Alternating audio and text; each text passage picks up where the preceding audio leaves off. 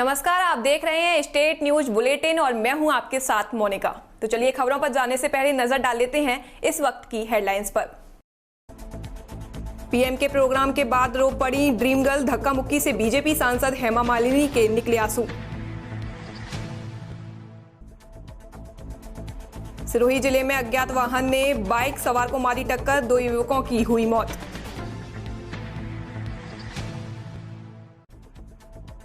बिजनौर में सभी विधानसभाओं की समीक्षा को लेकर समाजवादी पार्टी कार्यालय पर कार्यकर्ताओं ने किया समीक्षा बैठक का आयोजन। अब खबरें विस्तार से। एक्ट्रेस और मथुरा से बीजेपी सांसद हेमा मालिनी मंगलवार को प्रयागराज में पीएम मोदी के प्रोग्राम के बाद रो पड़ी। परेड ग्राउंड में आयोजित मातृशक्ति कार्यक्रम से निकलते हुए हेमा भीड़ की धक्का मुक्की में फंस गईं। इससे ड्रीम गर्ल इतनी परेशान हुई कि उनकी आंखों से आंसू झलक पड़े। ये देखकर सिक्योरिटी में तैनात पुलिस अफसरों ने मोर्चा संभाला और उन्हें निकाला। इस बीच एक ड्रामा और हुआ कि हेमा मालिनी से मिलने की जिद पकड़ते हुए BJP MLC Surendra Chaudhary police से भिड़ गए। दरअसल उन्हें पुलिस ने हेमा मालिनी के पास पहुंचने से रोक दिया था। इस पर चौधरी बिफर गए और बोले कि वे हीरोइन ही तो हैं, मिलने में क्या दिक्कत है। अफसरों ने उन्हें समझाया कि वे किसी को भी अंदर नहीं जाने दे सकते। पुलिस के रोके जाने पर चौधरी ने अपने समर्थकों के साथ हंगामा खड़ा कर दिया। इसके बाद चौधरी बोले कि हेमा मालिनी हमारी सांसद है, इसलिए मिलना चाहते हैं। नरेंद्र मोदी की सभा के लिए प्रयागराज पहुंची सांसद हेमा मालिनी ने कहा कि मथुरा में भी वाराणसी के काशी विश्वनाथ की तर्ज पर कॉरिडोर होना चाहिए। उन्होंने कहा कि इसकी मांग सरकार के समक्ष उठाई जा चुकी है। पिछले 5 सालों में यूपी में बेहतरीन बदलाव हुआ है। अब खबर जयपुर के चौमू से, जहां कांग्रेस पदाधिकारियों ने प्रदेश कांग्रेस अध्यक्ष गोविंद सिंह डोटासरा तथा प्रदेश कांग्रेस कार्यालय में जनसुनवाई के दौरान स्वास्थ्य शासन मंत्री शांति धारीवाल से मुलाकात की। प्रदेश अध्यक्ष डोटासरा से मिलकर केंद्र सरकार के खिलाफ महंगाई के विरोध में हुई महारैली के सफल आयोजन पर बधाई दी तथा चौमू में कांग्रेस पार्टी की मजबूती को लेकर चर्चा की। स्वायत्त शासन मंत्री से मिलकर चौमू में फ्लाईओवर बनाने, पेयजल की समस्या के स्थायी समाधान, प्रमुख चौराहे पर हाई मास्ट लाइट लगाने, कृषि भूमि पर पट्टा आवंटन करने के लिए जयपुर विकास प्राधिकरण के अलावा नगर पालिका चौमू को अधिकार देने की मांग की। ओबीसी विभाग के अध्यक्ष अभिषेक सैनी ने बताया कि शिष्टमंडल में नगरपालिका उपाध्यक्ष किरण शर्मा, ब्लॉक कांग्रेस कमेटी चौमू नगरपालिका के पूर्व नेता प्रतिपक्ष शैलेंद्र चौधरी, पार्षद कन्हैया लाल थावरिया सहित अनेक पदाधिकारियों ने शीर्ष नेतृत्व से मिलकर चौमू के विकास को लेकर चर्चा की। अब खबर सिरोही जिले से, जहां बरलूट थाना क्षेत्र में कैलाश नगर से उड़ा मार्ग पर मंगलवार शाम अज्ञात वाहन की टक्कर से बाइक सवार 2 युवक गंभीर रूप से घायल हो गए थे, जिन्हें उपचार के लिए 108 की मदद से जिला मुख्यालय सेंटर रेफर किया गया था, जहां इलाज के दौरान देर रात दोनों युवकों की मौत हो गई। पुलिस ने दोनों शव मोर्चरी में रखवाकर परिजनों को सूचित कर दिया। बरलूट थाने में हेड कांस्टेबल सुल्तान सिंह ने बताया कि कैलाश नगर से उड़ा मार्ग पर मंगलवार शाम करीब 5:15 बजे अज्ञात वाहन की टक्कर से बाइक सवार 2 युवक गंभीर रूप से घायल हो गए थे। दोनों युवकों को इलाज के लिए कैलाश नगर के सरकारी अस्पताल ले जाया गया। वहां प्राथमिक उपचार के पश्चात उन दोनों को एम्बुलेंस 108 की मदद से सिरोही जिला मुख्यालय सेंटर पर रेफर कर दिया गया था। सिरोही में इलाज के दौरान देर रात दोनों युवकों की मौत हो गई। दोनों युवकों की घायल अवस्था के दौरान पहचान इंदौर निवासी सुरेश कुमार पुत्र गणेशाजी माली और सुरेश पुत्र राजाजी माली के रूप में की गई थी। उन्होंने बताया कि हादसे के बाद फरार वाहन की तलाश में जिले में नाकाबंदी करवाई गई। अब खबर आगरा जिले से, जहां भारतीय जनता पार्टी की जनविश्वास यात्रा मथुरा से चलकर आगरा के एमजी रोड पर पहुंची, जहां पर जगह जगह स्टेज बनाकर जनविश्वास यात्रा को बड़े हर्षोल्लास के साथ भारतीय जनता पार्टी के कार्यकर्ताओं द्वारा रैली को सफल बनाते हुए स्वागत किया गया और फूल मालाओं के साथ पुष्प वर्षा की गई। उत्तर प्रदेश विधानसभा चुनाव नजदीक है, सभी राजनीतिक पार्टियों ने बिगुल फूंक दिया है।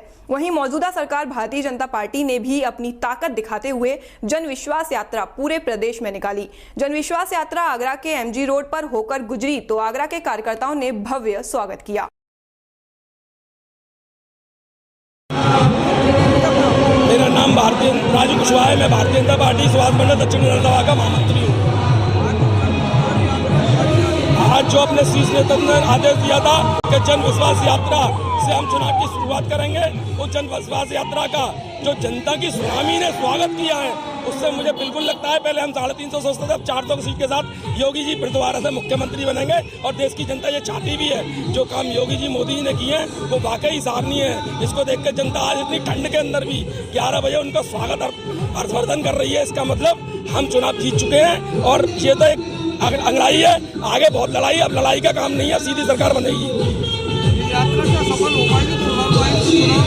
ये जो जन सैलाब उखड़ा है वो 2022 की चुनाव की आज की यात्रा ने ये कह दिया सुनामी देखते हुए कि जनता पूर्ण बहुमत से हमारी सरकार बनाएगी और पूरा सहयोग करेगी। अगली बार जब 2022 का चुनाव होगा वो बटन कमल का फूल दबाकर फिर दोबारा से योगी जी बनेंगे मुख्यमंत्री। जनता का रुझान बिल्कुल सही है। अब सरकार उनकी नहीं चलेगी अखिलेश जी की। जो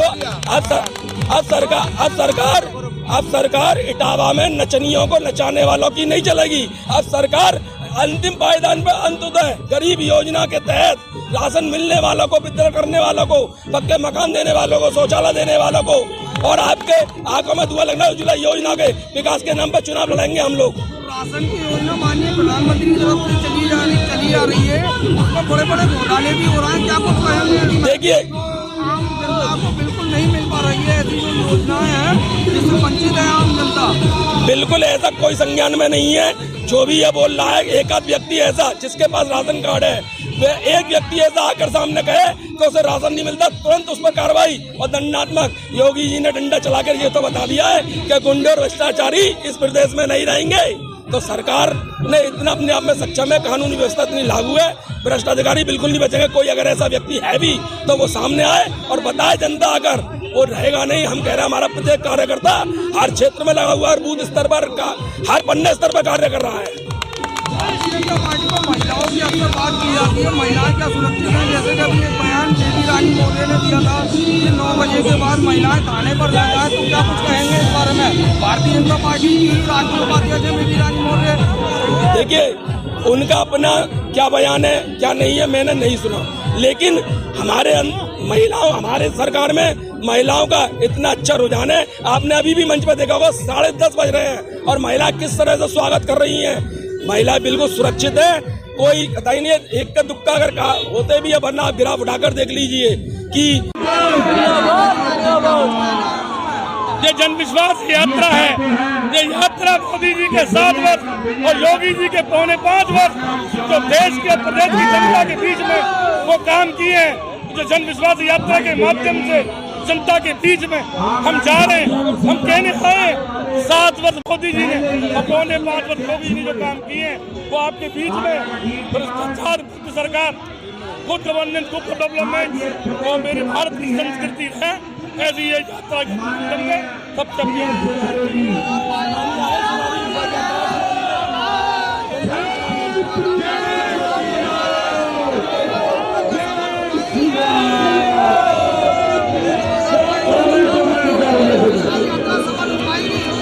आत्मकथन हो सकता है।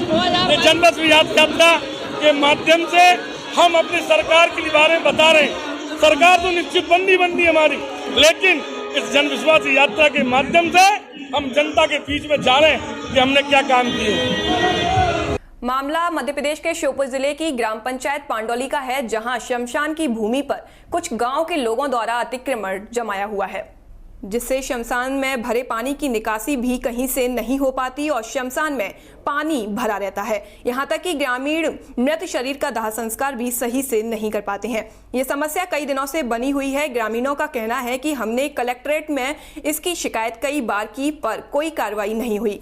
हाल ही में कलेक्टर शिवम वर्मा के मामला संज्ञान में आने पर कलेक्टर ने अतिक्रमण में दबी भूमि को मुक्त कराने के निर्देश नायब तहसीलदार भरत नायक को दिए, तो वहीं नायब तहसीलदार ने पुलिस टीम के साथ ग्राम पांडौली पहुंचकर अतिक्रमण कर रखी भूमि को मुक्त कराया और पानी निकासी के लिए तुरंत नाला खुदवाया गया। मामले की तुरंत सुनवाई होने पर ग्रामीणों ने नायब तहसीलदार भरत नायक एवं पुलिस टीम से दरोगा वीरेंद्र शर्मा को धन्यवाद दिया। मीडिया से चर्चा में नायब तहसीलदार ने कहा कि जहां भी इस प्रकार की समस्या की शिकायत प्राप्त होगी, वहां वरिष्ठ अधिकारियों के मामला संज्ञान में डालकर निश्चित तौर पर कार्रवाई करेंगे। अतिक्रमण था, पहले से एक नाला था, उस पर अतिक्रमण कर रखा था लोगों ने, जिससे पानी रुक गया था शमशान का। आज तहसीलदार साहब पंचायत विभाग, पुलिस विभाग तीनों ने मिलकर अतिक्रमण हटवाया गया और नाले की कार्रवाई चल रही है। पानी निकालने की व्यवस्था चल रही है। पाइप डाल के पानी निकाला जाएगा और अतिक्रमण जो था वो हटवा दिया गया है।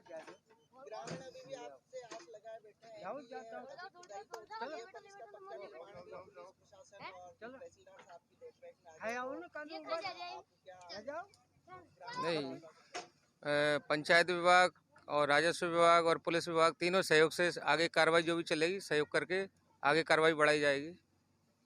ये पांडोली गांव में एक शमशान है। उस शमशान में पानी भरा हुआ था बरसात के समय से ही, और अतिक्रमण के कारण पानी की निकासी अवरुद्ध हो गई थी। उसको जैसे ही कलेक्टर महोदय का निर्देश मिला वो तुरंत जो है यहाँ पर आकर के पुलिस, राजस्व और पंचायत विभाग द्वारा इस अतिक्रमण को हटा करके और पानी की निकासी की जा रही है, और इससे जो है गाँव वालों में जो है हर्ष व्याप्त है। सर, इसी प्रकार की समस्या हर पंचायत में देखने को मिल रही है। क्या जिला प्रशासन की टीम आगे भी और पंचायतों में कार्य जारी रखेगी इस प्रकार की? निश्चित रूप से जब भी कोई मामला संज्ञान में आएगा तो वरिष्ठ अधिकारियों को संज्ञान में लाया जाएगा उसको। और जिन लोगों ने अतिक्रमण कर रखा है उनसे शासन की भूमि मुक्त की जाएगी? नहीं, प्रयास करेंगे बिल्कुल। जो भी मामले संज्ञान में आएंगे, रिपोर्ट आएंगी, उसके हिसाब से कार्रवाई की जाएगी। ये शमशान में पानी भरा हुआ था और इसी के कारण से ग्रामीण लोगों को भी परेशानी का सामना करना पड़ता था। किसी की डेथ हो जाए तो उसको भी लाने में काफ़ी मशक्कत का सामना करना पड़ता था। तहसीलदार साहब को और पूरी टीम को हम बहुत बहुत धन्यवाद देते हैं, पूरे ग्रामवासी। तो वहीं बिजनौर में सभी विधानसभाओं की समीक्षा को लेकर समाजवादी पार्टी कार्यालय पर कार्यकर्ताओं ने समीक्षा बैठक का आयोजन किया, जिसमें समाजवादी पार्टी के राष्ट्रीय उपाध्यक्ष किरणमय नंदा ने बतौर मुख्य अतिथि के रूप में शिरकत की। कार्यक्रम में सपा के सभी वरिष्ठ कार्यकर्ताओं ने अपने साथ काफी लोगों को लेकर ढोल नगाड़ों के साथ शिरकत की। दरअसल आगामी विधानसभा चुनाव को लेकर बिजनौर में चुनावी सरगर्मियां तेज हो गई हैं। सभी पार्टियों के छोटे बड़े कार्यकर्ता जनता को लुभाने में लगे हुए हैं और जमकर एक दूसरे की आलोचना की जा रही है। इसी परिप्रेक्ष्य में बिजनौर समाजवादी पार्टी कार्यालय पर एक समीक्षा बैठक का आयोजन हुआ, जिसमें समाजवादी पार्टी के राष्ट्रीय उपाध्यक्ष किरणमय नंदा ने बतौर मुख्य अतिथि के रूप में शिरकत की और सभी विधानसभाओं के वरिष्ठ कार्यकर्ताओं से मिलकर सभी विधानसभाओं की समीक्षा की। बता दें, किरणमय नंदा लगातार उत्तर प्रदेश के सभी जिलों की विधानसभाओं का समीक्षा कार्यक्रम कर रहे हैं। इसके बाद किरणमय नंदा रामपुर की सभी विधानसभाओं पर समीक्षा करेंगे। वहीं कार्यक्रम से पहले किरणमय नंदा ने प्रेस वार्ता के दौरान भाजपा, कांग्रेस व बसपा पर जमकर ताने कसे और सभा की तमाम उपलब्धियां गिनाते हुए पार्टी को मजबूत करने और 2022 में फिर से अखिलेश की सरकार बनाने का दावा किया है।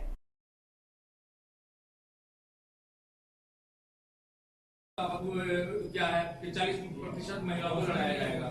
यहाँ पर आपने 23 सीटों की बात की है कि मुरादाबाद मंडल में 23 सीटें पर 27 सीटों पर आप समीक्षा करने आए हैं। तो इन 27 सीटों पर कितनी महिलाओं ने आवेदन किया है, कितनी महिलाएं टिकट की दावेदार है और कितनों को आप टिकट देने जा रहे हैं, कितनी महिलाओं? सबसे पहले मैं बोल दिया कि टिकट के बारे में हम लोग राष्ट्रीय अध्यक्ष जी को अधिकृत कर दिया। इसके बारे में राष्ट्रीय अध्यक्ष जी निर्णय लेंगे। इसको कहाँ कितना सीट मिलेगा, राष्ट्रीय अध्यक्ष जी इसके बारे में निर्णय। कितने आवेदन आए महिलाओं के, कितने आवेदन आए या कितनी लड़ने वाली महिलाओं ने कहा कि हमें भी टिकट दे दीजिए कि हम लड़ना चाहते हैं? वो देखिए, इस बार इतनी आवेदन आया क्यों, सबका मन में है कि माहौल पूरा सपा का पक्ष में है। जो भी आवेदक खड़ा हो जाएंगे सपा का टिकट लेके वो जीत जाएंगे, वो विधायक बन के जाएंगे। इसलिए इस बार आवेदक बहुत ही है। तो कितना आवेदक महिला, कितना आवेदक पुरुष, वो मेरा जानकारी नहीं है। मैं आया संगठन समीक्षा करने के लिए।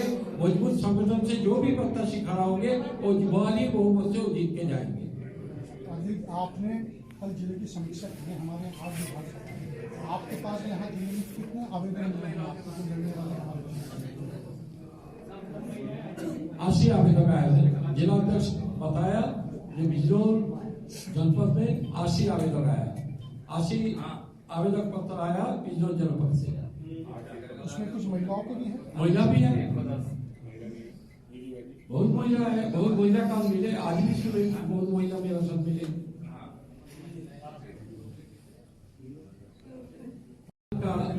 एक बड़ा जुलूस निकाला, एक साथ सड़क पे किसान बैठा रहा था, 700 किसान का मौत हुआ। 3 किसान का कानून केंद्र सरकार वापस कर दिया। इस संसद का जो अधिवेशन हुआ वही अधिवेशन में मैं पूछना चाहते हैं, ये कितनी बार संसद का अधिवेशन हो चुका है एक साल में, एक बार भी सातसठ किसान का जो मौत हुआ, इसलिए संसद में एक भी शोक प्रस्ताव नहीं लेके आया। ये जो सरकार है ना, ये किसान विरोधी सरकार।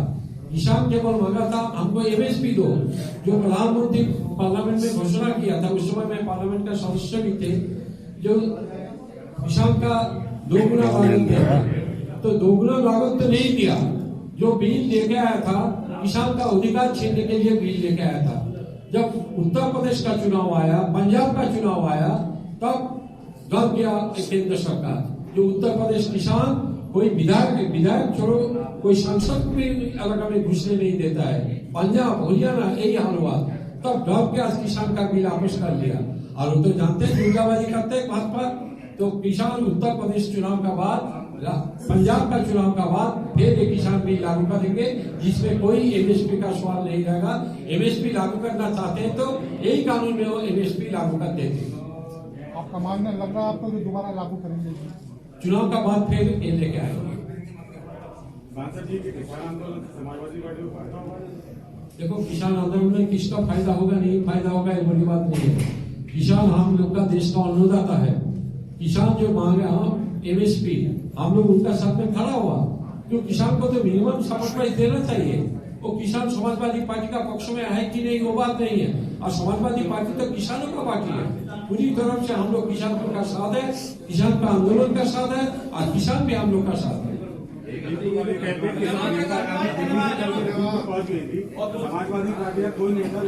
अब खबर जोधपुर के तिवरी से, जहां पंचायत समिति के तिवरी परिप्रेक्ष्य की राजकीय उच्च माध्यमिक व उच्च प्राथमिक विद्यालयों में कार्यरत महिला शारीरिक शिक्षिका व अन्य महिला शिक्षिकाओं के आत्मरक्षा प्रशिक्षण शिविर का श्री राम महाविद्यालय तिवरी में आयोजन हुआ। शिविर प्रभारी पद्माराम जाखड़ ने बताया कि तिवरी ब्लॉक के विभिन्न सरकारी विद्यालय की 66 महिलाएं शिक्षिकाएं एवं महिला शारीरिक शिक्षकों के 10 दिवसीय गैर आवासीय आत्मरक्षा प्रशिक्षण शिविर का आगाज हुआ। इस दौरान तिवरी मुख्य ब्लॉक शिक्षा अधिकारी रतिराम सपूनिया ने आत्मरक्षा प्रशिक्षण संबंधी राज्य सरकार के दिशा निर्देशों की पृष्ठभूमि से अवगत कराते हुए प्रशिक्षण की महत्वता के बारे में जानकारी दी। प्रशिक्षण के दक्ष प्रशिक्षक एवं राज्य स्तरीय वॉलीबॉल कोच पूजा राठौर, नेहा सक्सेना व सुमन कंवर ने महिला संभागियों को महाविद्यालय के मैदान में जूडो, कराटे सहित विभिन्न कलाएं सिखाईं।